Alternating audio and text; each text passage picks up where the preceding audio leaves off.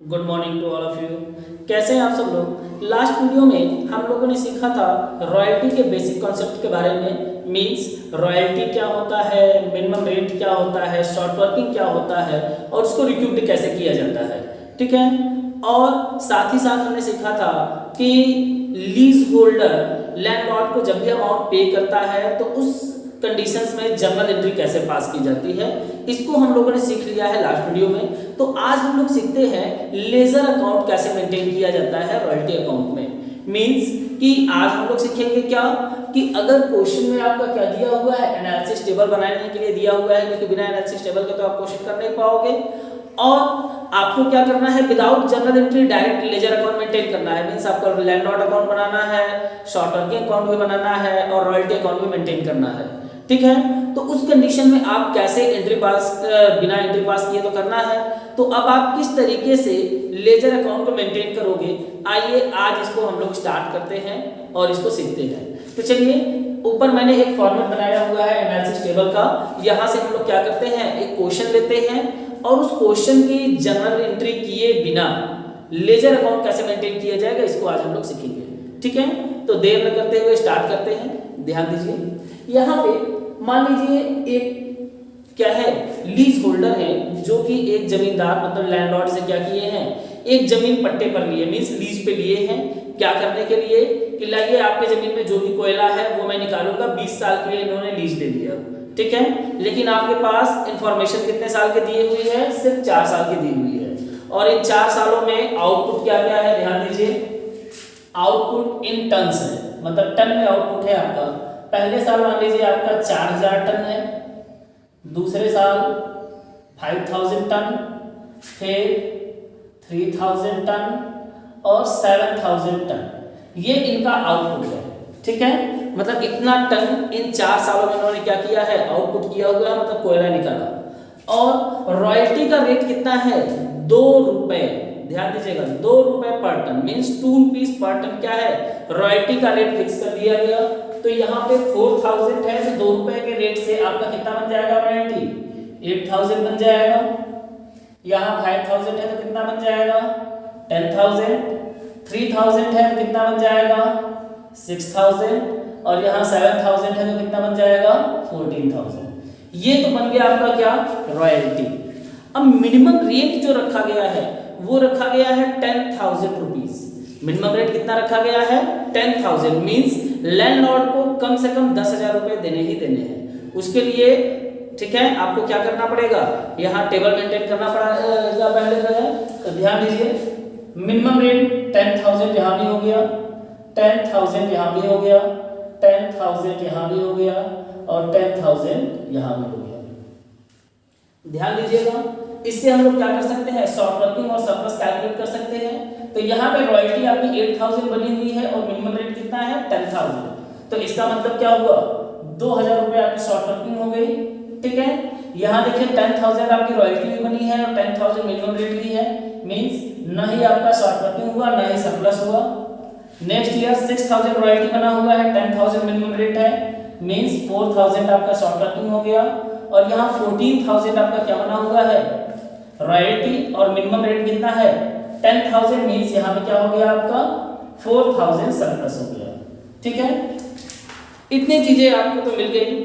अब आते हैं रॉयल्टी रिक्यूप्ड करने का क्या कंडीशन है, मींस शॉर्ट वर्किंग को रिक्यूप्ड करने का क्या कंडीशन है। तो शॉर्ट वर्किंग रिक्यूप्ड करने के लिए लैंडलॉर्ड ने क्या किया है, एक ऑफर दिया, क्या कि आप क्या कर सकते हो, शॉर्ट वर्किंग को नेक्स्ट 2 ईयर में रिक्यूप्ड कर सकते हो। कितने ईयर में, नेक्स्ट 2 ईयर। तो अब ध्यान दीजिए, नेक्स्ट 2 ईयर और फर्स्ट 2 ईयर में क्या डिफरेंस होता है, या नेक्स्ट 5 ईयर या फर्स्ट 5 ईयर में क्या डिफरेंस होता है। अगर फर्स्ट 5 ईयर में अगर आपको शॉर्ट वर्किंग को रिक्यूप्ड करना है तो फर्स्ट ईयर को काउंट करते हुए काउंट करेंगे 1 2 3 4 5। मान लीजिए यहाँ एक और ईयर का आपको इंफॉर्मेशन दिया होता, 5 साल हो गया। तो अब 5 साल में ही आप क्या कर सकते हो, अगर आपकी कुछ शॉर्ट वर्किंग है और सरप्लस होता है तो उसको आप क्या करो, शॉर्ट वर्किंग को रिक्यूप्ड कर लो। और 5 साल के बाद आपको कभी भी मौका नहीं मिलेगा शॉर्ट वर्किंग को रिक्यूप्ड करने का। ये होता है क्या, फर्स्ट 5 ईयर या फर्स्ट 4 ईयर वाले कंडीशन में। लेकिन अगर ये बोल दिया जाए कि आपके किसी भी ईयर के शॉर्ट वर्किंग को उसके नेक्स्ट 2 ईयर या नेक्स्ट 3 ईयर में रिक्यूब किया जा सकता है। तो वहां पे आप क्या करोगे, जब भी आपको शॉर्ट वर्किंग होगा, जैसे 20 साल का लीज है, मान लीजिए अगर 10वें साल में भी आपको क्या होगा, शॉर्ट वर्किंग होता है, तो उसको नेक्स्ट 2 ईयर बोला गया है, तो क्या करोगे 11th ईयर या 12th ईयर में अगर आपको सरप्लस होता है तो वहां से आप रिक्यूब भी कर सकते हो उसको, ठीक है। लेकिन अगर फर्स्ट 5 ईयर बोल दिया गया तो यहाँ पे आप क्या कर सकते हो, सिर्फ फर्स्ट 5 ईयर में ही शॉर्ट वर्किंग की रिकवरी कर सकते हो। अगर आपको 6th ईयर या 7th ईयर या 8th ईयर में शॉर्ट वर्किंग होगा तो उसकी रिकवरी आप नहीं कर पाओगे, मींस जितना भी आपकी शॉर्ट वर्किंग होगी वो पूरा का पूरा ट्रांसफर टू पीएल हो जाएगा, मतलब वो पूरा का पूरा लॉस है और उसको क्या करेंगे, प्रॉफिट एंड लॉस अकाउंट में ट्रांसफर कर देंगे, इस तरीके से ट्रीट करेंगे, ठीक है। तो आशा कर रहा हूं कि आप लोगों को शॉर्ट वर्किंग रिक्रूट करने का कंडीशन से समझ में आया होगा। अब आते हैं हम लोग क्वेश्चन की तरफ। क्वेश्चन में ये बोला गया है कि क्या करना है, शॉर्ट वर्किंग को नेक्स्ट 2 ईयर में रिक्रूट कर लेना है। अब ध्यान दीजिए, नेक्स्ट 2 ईयर मतलब कभी भी शॉर्ट वर्किंग होगा तो उसके नेक्स्ट 2 ईयर तक हम क्या करेंगे, देखेंगे, अगर सरप्लस हुआ तो रिक्रूट करेंगे और सरप्लस नहीं हुआ कुछ भी तो हम क्या करेंगे, जो हमारी शॉर्ट वर्किंग थी फर्स्ट ईयर में वो थर्ड ईयर में जाके क्या हो जाएगा, प्रॉफिट एंड लॉस में ट्रांसफर हो जाएगा, ठीक है। तो अब ध्यान देते हैं यहाँ पे ध्यान दीजिए, आपका क्या है 2000 शॉर्ट वर्किंग शो कर रहा है, ठीक है, और इनका नेक्स्ट 2 ईयर कहाँ आएगा, यहाँ और यहाँ तक इनको कहीं भी आपको सरप्लस नहीं दिखाई दे रहा है। मींस क्या होगा, 2000 शॉर्ट वर्किंग तो हुआ था 2000, बट फर्स्ट ईयर और सेकेंड ईयर दोनों में से कहीं भी इनको सरप्लस नहीं मिला। तो अब क्या ये अमाउंट रिक्यूड हो पाएगा, नहीं हो पाएगा, और लैंडलॉर्ड का दिया हुआ समय भी खत्म हो गया, मतलब इस ईयर के लिए ये 2000 रुपए नेक्स्ट 2 ईयर में रिक्यूड करना था, नहीं हो पाया। अब क्या करेंगे, ये तो लॉस हो गया, इसको प्रॉफिट एंड लॉस में ट्रांसफर कर दो। तो आप क्या करोगे, यहाँ पे रिक्यूब्ड तो हो नहीं पाया ये 2000, ठीक है, तो इसको जो ही नेक्स्ट 2 ईयर यहाँ पे खत्म होगा, इस 2000 को यहाँ क्या करेंगे, प्रॉफिट एंड लॉस अकाउंट में ट्रांसफर कर देंगे। मींस अब ये 2000 रिकवर नहीं हो पाएगा, ठीक है। अब आते हैं नेक्स्ट आगे की तरफ। आगे देखिए क्या हुआ, सेकेंड ईयर में नहीं शॉर्ट वर्किंग हुआ, नहीं सरप्लस हुआ। थर्ड ईयर में क्या हुआ, 4000 यहाँ पे इनको शॉर्ट वर्किंग हुआ है, ठीक है, कितना हुआ 4000 शॉर्ट वर्किंग हुई। तो इसको हम क्या कर सकते हैं, नेक्स्ट 2 ईयर में रिक्यूब कर सकते हैं। तो नेक्स्ट 2 ईयर में जब रिक्यूब करने की बात आएगी तो ध्यान दीजिए, यहीं पे हमें क्या हो गया, पूरा का पूरा 4000 मिल गया, ठीक है। तो ये तो बहुत अच्छी बात है कि चलिए नेक्स्ट 2 ईयर का इंतजार क्या करना है, पहले साल में ही 4000 मिल गया है, पहले क्या कर लेते हैं, रिक्यूब कर लेते हैं। तो यहाँ पे क्या करेंगे, 4000 पूरा का पूरा रिक्यूब कर लिया गया, ठीक है। तो 4000 जब पूरा का पूरा रिक्यूब कर लेंगे तो अब इनका कुछ भी शॉर्ट वर्किंग नहीं बचा रिक्यूब करने के लिए, मींस पूरा का पूरा रिक्यूब हो गया। तो अब यहाँ तो आपका प्रॉफिट एंड लॉस में कुछ भी ट्रांसफर नहीं होगा, क्यों नहीं होगा, क्योंकि पूरा का पूरा रिक्यूब हो गया अमाउंट, ठीक है। तो अब हम लोग क्या करते हैं, आते हैं अमाउंट पेड की तरफ। तो ध्यान दीजिए, पहले साल इनकी रॉयल्टी बनी थी कितनी, 8000 रुपीज बनी हुई थी, लेकिन मिनिमम रेट कितना रखा गया है, 10000, मींस 10000 तो पे करना ही करना है, इसके नीचे तो बात ही नहीं होगी। तो फर्स्ट ईयर में हम क्या करेंगे, 10000 पेड कर दिए, ठीक है। सेकेंड ईयर में इनका 10000 रॉयल्टी बना ही था, तो क्या करेंगे 10000 यहाँ भी पेड कर देंगे। थर्ड ईयर में भी 6000 इनकी रॉयल्टी बनी हुई है, तो कम से कम 10000 तो देना ही देना है, तो क्या करेंगे मिनिमम रेट यहाँ पे पे कर देंगे, मींस 10000 पेड कर देंगे, ठीक है। और यहाँ पे इनकी रॉयल्टी कितनी बनी, फोर्थ ईयर में 14000 इनकी रॉयल्टी बनी, ठीक है। लेकिन ध्यान दीजिएगा 4000 यहाँ पे रिक्यूब कर लिया गया, ठीक है।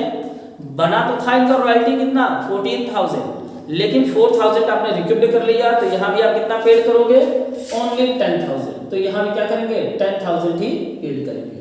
अब तो ये क्या हुआ, आपका एनालिसिस टेबल तो बन गया। अब इस बेसिस पे लेजर अकाउंट कैसे मेंटेन किया जाएगा, आइए इसको समझते हैं। ध्यान दीजिए, पहले हम लोग स्टार्ट करते हैं लैंडलॉर्ड अकाउंट को। तो लैंडलॉर्ड जी को क्या करना है, पहले साल इनकी रॉयल्टी बनी हुई है कितनी 8000, मतलब 8000 बना हुआ है, तो 10000 तो कम से कम पेड करना ही करना है। तो पहले हम लोग क्या करेंगे, लैंडलॉर्ड साहब को ड्यू करेंगे अमाउंट कि ध्यान दीजिए आपका इतना अमाउंट बना हुआ है और इतना हम पे कर रहे हैं। मींस रॉयल्टी कितना बना है इनका, सिर्फ 8000, तो 8000 में क्या करेंगे 2000 शॉर्ट वर्किंग भी इंक्लूड करेंगे और टोटल अमाउंट कितना ड्यू करेंगे 10000 रुपीज। तो जब अमाउंट ड्यू होता है तो एंट्री हम लोग क्या पास कर रहे थे, royalty account debit, short working account debit to landlord. तो लैंडलॉर्ड क्रेडिट है, तो क्रेडिट साइड में यहां हम 2013 डेट डालेंगे और यहाँ लिखेंगे मार्च 31, क्या शो करेंगे, by royalty and by short working. Royalty का अमाउंट कितना था, 8000 था, 8000 शो कर दिए, शॉर्ट वर्किंग का 2000 था, 2000 शो कर दिए, ठीक है। इसके बाद जब लैंडलॉर्ड को अमाउंट पे किया गया तो कितना पेड किया गया, 8000 रॉयल्टी और 2000 शॉर्ट वर्किंग मिला के टोटल 10000 पे किया गया।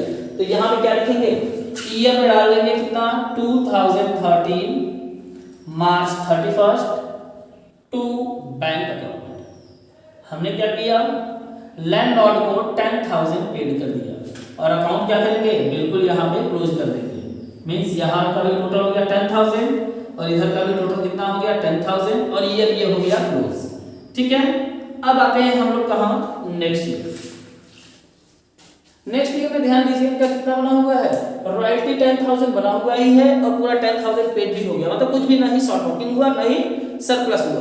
तो ये तो बहुत अच्छी बात है, लैंडलॉर्ड साहब को दिखाएंगे, देखिए 10000 आपका नेट बना हुआ ही है और इतना ही हम आपको पेड करेंगे, ठीक है। तो यहाँ पे ध्यान दीजिए शॉर्ट वर्किंग तो हुआ नहीं, तो 2014 के एंड में मार्च 31 क्या करेंगे, हम लोग शो करेंगे बाय रॉयल्टी और रॉयल्टी का अमाउंट 10000 यहाँ पे शो कर देंगे और यही 10000 जब इसको पेड करेंगे तो यहाँ क्या लिख देंगे, 2014 March 31 to bank account. To bank account कितना हो जाएगा, 10000 यहाँ पे पेड भी कर देंगे, ठीक है। और ये भी अकाउंट क्या हो गया आपका, क्लोज हो गया, ये ईयर भी खत्म। ये तो हो गए 2 साल की बात। अब तीसरे साल इनका रॉयल्टी कितना बना, सिर्फ और सिर्फ 6000, ठीक है। थर्ड ईयर में कितना बना रॉयल्टी, ओनली 6000। तो अब इनको पे कितना करना है, टोटल 10000 करना है, मतलब क्या बोलेंगे कि देखिए 6000 आपके रॉयल्टी और 4000 ये शॉर्ट वर्किंग मिला के टोटल 10000 पहले आपको ड्यू कर रहे हैं और यही 10000 आपको पेड भी करेंगे। तो पहले ड्यू की एंट्री फिर पेड की एंट्री। तो ड्यू जब करेंगे तो यहां शो करेंगे क्या, 2015 मार्च 31 बाय रॉयल्टी और बाय शॉर्ट वर्किंग। रॉयल्टी में ध्यान दीजिए इनका कितना बना, 6000 रुपीज और शॉर्ट वर्किंग का बना 4000, टोटल कितना हो गया 10000 और यही 10000 पेड करेंगे तो यहाँ क्या शो कर देंगे, 2015 मार्च 31 टू बैंक अकाउंट और 10000 यहाँ पे हमने इनको पेड कर दिया। ये क्या हो गया, थर्ड ईयर भी खत्म हो गया, 10000 इधर भी हो गया और 10000 इधर भी हो गया। अब आते हैं लास्ट ईयर में। ध्यान दीजिए लास्ट ईयर में क्या हुआ, लास्ट ईयर में ये हुआ कि इनकी रॉयल्टी तो बनी कितनी, टोटल 14000 रुपीज बना, ठीक है ना।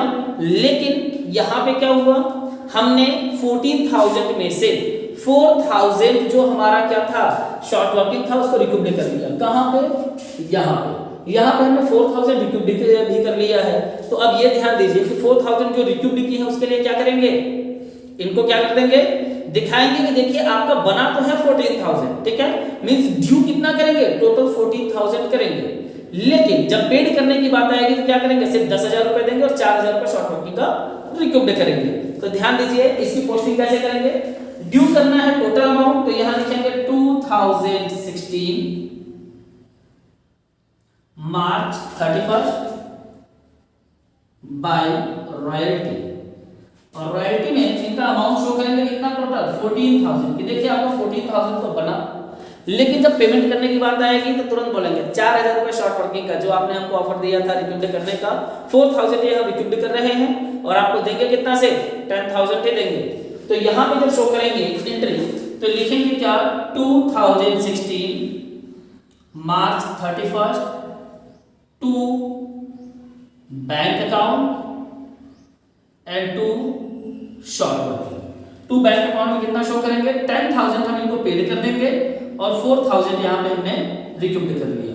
इस तरीके से क्या करेंगे, लैंडलॉर्ड अकाउंट मेंटेन करेंगे और लैंडलॉर्ड अकाउंट हमारा मेंटेन हो गया। फर्स्ट 4 ईयर का खत्म हो गया, जितना हमारे पास इंफॉर्मेशन था उतने का हमने लैंडलॉर्ड अकाउंट बना लिया। ध्यान दीजिएगा आपको जो भी रॉयल्टी का अमाउंट अनरिक्यूब्ड होने के कारण प्रॉफिट एंड लॉस अकाउंट में ट्रांसफर होता है उसका लैंडलॉर्ड से कोई लेना देना नहीं होता है। लैंडलॉर्ड से सिर्फ क्या लेना देना होता है कि मेरा अमाउंट ड्यू कितना हुआ और आपने हमने पेमेंट कितना किया, बस कितना ही उनको लेना देना है। और लॉस जो हो रही है वो किसकी लॉस हो रही है, लीज होल्डर की लॉस हो रही है। तो लीज होल्डर क्या करेगा, अपने अकाउंट शॉर्ट वर्किंग अकाउंट में उस चीज को पोस्ट करेगा, ठीक है। जो लॉस होगा उसकी पोस्टिंग कहाँ होगी, शॉर्ट वर्किंग अकाउंट में होगा। लैंडलॉर्ड अकाउंट में क्या करना है, सिर्फ आपका ड्यू अमाउंट कितना हुआ, पेड कितना हुआ, कितना शॉर्ट वर्किंग हुआ था, कितना हमने रिक्यूप्ड किया, बस इसी की एंट्री पास करनी है। तो अब आते हैं हम लोग कहाँ, शॉर्ट वर्किंग अकाउंट में। तो शॉर्ट वर्किंग अकाउंट में ध्यान दीजिएगा, फर्स्ट ईयर में 2000 रुपीज क्या हुआ आपका, शॉर्ट वर्किंग बना। तो ये शॉर्ट वर्किंग जो हमारा बना हुआ था ये किससे बना था, ड्यू टू लैंडलॉर्ड। तो जब ये अकाउंट हम लोग स्टार्ट करेंगे बनाना तो 2013 मार्च 31 क्या दिखा देंगे, टू लैंडलॉर्ड। और शॉर्ट वर्किंग हमारा बना कितना था, 2000 रुपीज बना, ठीक है। ये हमने यहाँ पे पोस्ट किया और इस दिन तो अब जो इस दिन शॉर्ट वर्किंग हुआ उसी दिन सोचो रिकवरी हो जाए, ऐसा तो पॉसिबल है नहीं। तो अब क्या करेंगे, ये जितना हमारा शॉर्ट वर्किंग का बैलेंस है इसको ट्रांसफर कर देंगे नेक्स्ट ईयर के लिए। तो पहले यहाँ पे क्या करेंगे, 2013 में मार्च 31 को क्या करेंगे, पहले शो कर देंगे बाई बैलेंस शीट। बैलेंस को हमने कैरेट डाउन कर दिया कितना, 2000 रुपीज, और इसको कर दिया क्लोज। 2000 यहाँ का भी टोटल और 2000 इस साइड का भी टोटल। और यही जो कैरेट डाउन हुआ है यही नेक्स्ट ईयर क्या हो जाएगा, 2013 अप्रैल 1 टू बैलेंस शीट। मींस जो ईयर के लास्ट डे पे आपका क्या था, कैरेट डाउन था, वही नेक्स्ट ईयर क्या हो जाएगा, फर्स्ट डे ब्रॉट डाउन हो गया और अमाउंट कितना हो गया, 2000, ठीक है। फर्स्ट ईयर का तो शॉर्ट वर्किंग अकाउंट हमने मेंटेन कर दिया, ठीक है। लेकिन सेकंड ईयर में क्या हुआ, ना ही इनका शॉर्ट वर्किंग हुआ और ना ही अमाउंट रिक्यूप्ड भी हुआ, मतलब शॉर्ट वर्किंग भी नहीं हुआ और रिक्यूप्ड भी नहीं हुआ। तो इस साल भी क्या करेंगे, सिर्फ बैलेंस सीडीपीडी करके क्या करेंगे, इसको नेक्स्ट ईयर में बैलेंस ला देंगे, ठीक है। क्योंकि सेकंड ईयर में भी इसकी वैलिडिटी खत्म नहीं होने वाली है, इसकी वैलिडिटी कब खत्म होगी, थर्ड ईयर में। मींस नेक्स्ट 2 ईयर में रिक्यूप्ड करना है, तो नेक्स्ट 2 ईयर खत्म कब होगा, यहाँ हुआ है तो 1 और 2, यहाँ आप इसके क्या होगा, इसका वैलिडिटी खत्म होगा। तो अब नेक्स्ट ईयर जब 1 अप्रैल 2013 फर्स्ट अप्रैल 2013 को ईयर स्टार्ट हुआ है तो एंड कब होगा, 2014 मार्च 31। तो मार्च 31 को हम लोग क्या कर देंगे, यहाँ बाय बैलेंस शीट, और बाय बैलेंस शीट में भी क्या करेंगे, 2000 यहाँ पे शो कर दिया, ठीक है। क्लोज कर दिया इधर का भी 2000 और यहाँ भी क्लोज कर दिया 2000, ठीक। अब जो यहाँ सीडी हुआ है बैलेंस वही नेक्स्ट ईयर डीडी हो जाएगा। तो यहाँ शो करेंगे 2014 अप्रैल 1 टू बैलेंस डीडी कितना, 2000। मींस 2000 लेके हम वेट कर रहे थे कि चलो इस साल अगर सरप्लस मिल जाएगा तो बहुत अच्छी बात है ना। इस साल क्या करना है, इसका लास्ट डे है, लास्ट ईयर है। अगर इस साल ये रिकवर नहीं हो पाया तो इसको क्या करना पड़ेगा, प्रॉफिट और लॉस अकाउंट में ट्रांसफर करना पड़ेगा। तो आपने क्या किया, इंतजार तो किया, लेकिन आपको सरप्लस की जगह क्या मिल गया, शॉर्ट वर्किंग मिल गया फिर से 4000 रुपए। मींस थर्ड ईयर में आपको क्या हुआ, 4000 शॉर्ट वर्किंग आ गया। तो अब यहाँ पे आप क्या करोगे, अरे ये तो बड़ा गड़बड़ हुआ, चाहिए था क्या आपको, सरप्लस चाहिए था कि क्या करेंगे, चलो सरप्लस मिल जाएगा तो इसकी रिकवरी कर लेंगे, और ये होने की जगह क्या हो गया, आपका शॉर्ट वर्किंग हो गया। तो शॉर्ट वर्किंग हो गया है, फिर से यहाँ क्या लिखेंगे 2015 मार्च 31, क्योंकि ये अमाउंट आपका आया कब होगा, last day of the year. तो यहाँ शो कर देंगे टू लैंडलॉर्ड। लैंडलॉर्ड की वजह से 4000 आपका फिर से शॉर्ट वर्किंग तो हो गया। लेकिन अब ध्यान दीजिएगा, जब ये ईयर एंड होगा कब, 2015 मार्च 31, तो ये जो 2000 फर्स्ट ईयर का आपका क्या था, शॉर्ट वर्किंग था, इसका नेक्स्ट 2 ईयर खत्म हो गया और आज तक इनका ये अमाउंट में से 1 रुपए भी रिकवर नहीं हुआ। तो अब क्या करेंगे, इनकी वैलिडिटी खत्म हो गई, तब इसको क्या करेंगे, ट्रांसफर टू पीएल करेंगे। तो ट्रांसफर टू पीएल जब करेंगे तो यहाँ मार्च 31 में 2015 को क्या कर देंगे, by profit and loss account. Profit and loss account में क्या करेंगे, ये 2000 रुपए ट्रांसफर कर देंगे। और 4000 जो है अभी इसका नेक्स्ट 2 ईयर तो आया नहीं, तो इसको क्या करेंगे, अभी बैलेंस करके छोड़ देंगे।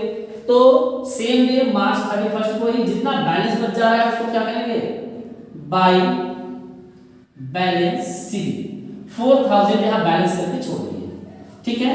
और दोनों साइड का टोटल कर दिए, इधर भी हो गया 6000 और इधर भी कितना हो गया 6000।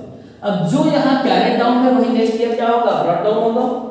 तो अब ये ईयर स्टार्ट कब होगा, 2015 में अप्रैल 1 को। अप्रैल 1 को हमने क्या किया, लिखा to balance b. Balance b आपके पास कितना आया, 4000 आया शॉर्ट वर्किंग का। तो इनको भी क्या करना था, नेक्स्ट 2 ईयर में रिक्यूट करना था। लेकिन नेक्स्ट 2 ईयर में जब रिक्यूट करने की बात आई तो फर्स्ट ईयर में ही इनको टोटल क्या हुआ, 4000 का सरप्लस मिला और इन्होंने पूरा का पूरा रिक्यूट कर लिया। ये तो बहुत अच्छी बात है कि चलिए 2 साल का वैलिडिटी मिला था, टाइम मिला था कि चलो 2 साल में आप क्या कर सकते हो, इसको रिकवर कर सकते हो, लेकिन पहले साल में ही रिकवर हो गया, बहुत अच्छी बात है। तो यहाँ पे क्या करेंगे, इसको रिकवर करेंगे।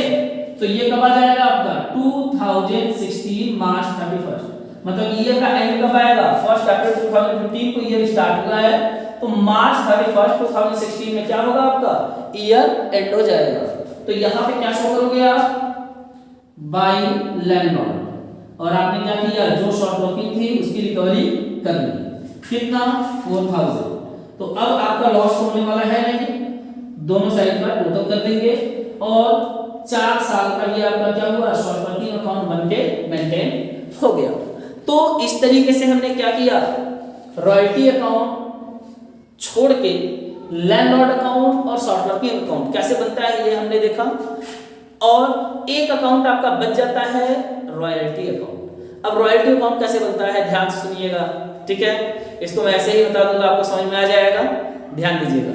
देखिए रॉयल्टी का जितना भी अमाउंट होता है उसको हम लोग जनरल एंट्री में क्या करते थे, प्रॉफिट एंड लॉस अकाउंट में ट्रांसफर कर देते थे, ठीक है। क्यों, क्योंकि लीज होल्डर के लिए रॉयल्टी का जो अमाउंट होता है वो क्या होता है, एज ए एक्सपेंस होता है, तो एक्सपेंस को प्रॉफिट एंड लॉस में तो वो ट्रांसफर करेंगे ही करेंगे। तो यहाँ पे क्या करेंगे, ध्यान से सुनिएगा, जब भी रॉयल्टी अकाउंट मेंटेन होगा कॉलम ऐसे ही बनेगा। डेबिट साइड में हम लोग जब लैंडलॉर्ड को ड्यू करते हैं तो क्या होता है, रॉयल्टी डेबिट टू लैंडलॉर्ड होता है, तो डेबिट साइड में दिखाएंगे टू लैंडलॉर्ड। और अगर लैंडलॉर्ड पर्सन का नाम दिया हुआ है कि मिस्टर राम से आपने लीज लिया है या मिस्टर श्याम से लिया हुआ है, तो लैंडलॉर्ड वर्ड की जगह क्या करेंगे आप, उनका नाम मेंशन करेंगे, ठीक है। तो यहाँ पे क्या लिख देंगे, टू लैंडलॉर्ड डेबिट साइड में, और फिर उस रॉयल्टी के अमाउंट को हम लोग क्या करते हैं, प्रॉफिट एंड लॉस में ट्रांसफर कर देते हैं। तो लिख देंगे फिर क्या, बाय पीएल अकाउंट या bye profit and loss account. इस तरीके से क्या करेंगे, एंट्री पास कर देंगे फर्स्ट ईयर में। जैसे फर्स्ट ईयर में आपका रॉयल्टी का अमाउंट कितना है, 8000 है, तो 8000 क्या दिखाएंगे, मार्च 31 2013 टू लैंडलॉर्ड अकाउंट, फिर मार्च 31 2013 bye profit and loss account, ठीक। बैलेंस कुछ भी नहीं बचेगा, 8000 काम खत्म। नेक्स्ट ईयर 2014 मार्च 31, इस दिन पे कितना आपका रॉयल्टी बना, 10000 यहाँ शो करेंगे टू लैंडलॉर्ड, और फिर bye profit and loss account 10000, ये भी अकाउंट खत्म। फिर 2015 मार्च 31, यहाँ आपका रॉयल्टी बना 6000, तो टू लैंडलॉर्ड 6000 और bye profit and loss account 6000, तो वहां भी शो कर दिए, ये भी खत्म हो गया। फिर फोर्थ ईयर में आपकी रॉयल्टी कितनी बनी, 14000, तो 14000 पूरा का पूरा प्रॉफिट एंड लॉस अकाउंट में ट्रांसफर करना है। तो क्या लिखेंगे, पहले लिखेंगे टू लैंडलॉर्ड अकाउंट, और जब प्रॉफिट एंड लॉस अकाउंट में ट्रांसफर करेंगे तो क्या लिख देंगे, by profit and loss account, ठीक है, means to landlord and by profit and loss account. इस तरीके से रॉयल्टी अकाउंट भी आपका बनके खत्म हो जाएगा। अब यहाँ पे डायरेक्ट लेजर अकाउंट तो हमने बनाना सीख लिया। अब नेक्स्ट वीडियो में हम लोग सीखेंगे शॉर्ट वर्किंग रिजर्व अकाउंट कैसे बनाया जाता है, स्ट्राइक आ जाती है तो वहां पे किस तरीके से क्या ट्रीटमेंट किया जाता है, ठीक है, और बाकी आगे के जितने भी कंडीशंस हैं उन सभी चीजों को हम लोग क्या करेंगे, नेक्स्ट वीडियो में सीखेंगे। तो अगर आपको हमारे वीडियोस पसंद आ रहे हैं और अभी तक आपने हमारे चैनल को सब्सक्राइब नहीं किया है तो चैनल को सब्सक्राइब करें और बेल आइकन को दबाना ना भूलें, जिससे कि आपको क्या हो, हमारे चैनल के जितने भी लेटेस्ट वीडियो हैं वो आसानी से मिल सके।